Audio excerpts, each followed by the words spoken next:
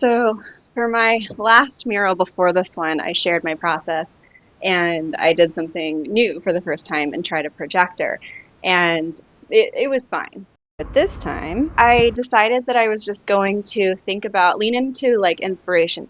In our community, the Art Nest, we were doing this like, let's take things that we're inspired by and see how we can make it our own. And so I really wanted to lean into my own influences and do like a project that I just felt really drawn to. And so I dug really deep into my childhood happy and grabbed some Wonderland references. We can clearly see influence here, right?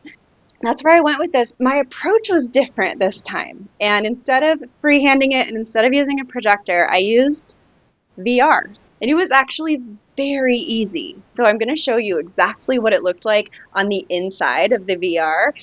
So I was able to scale this and see exactly what it would look like on the wall before I even started. And when it was time to actually paint, I was able to adjust the opacity and turn it way, way, way down so I could see clearly what I was doing. So this is the full process of several days. I like to start with color blocking. It's basically following the lines. And I started with the main parts of the flowers and got the petal shapes in. And I really didn't expect to be wearing the headset long, but it was comfortable enough and easy enough that I just started filling in instead of just outlining. But also I'm really impatient and didn't want to wait for the outlines to be in. I wanted to see the flowers right away. The part that was the most convenient was for doing the faces. Being able to get the eyes and the mouth and everything exactly in the place that I wanted them to go. There's also a question that I get a lot of time is, how do you know you're finished? And for me, I knew that this needed some depth. And so I came back the next day and decided this needs a lot of background.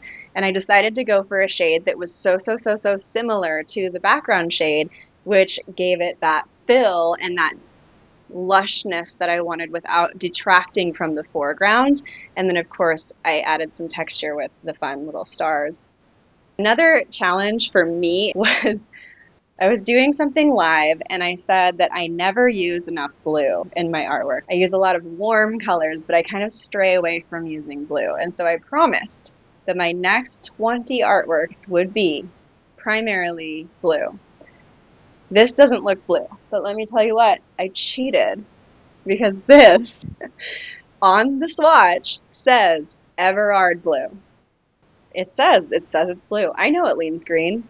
I win the day for a workaround.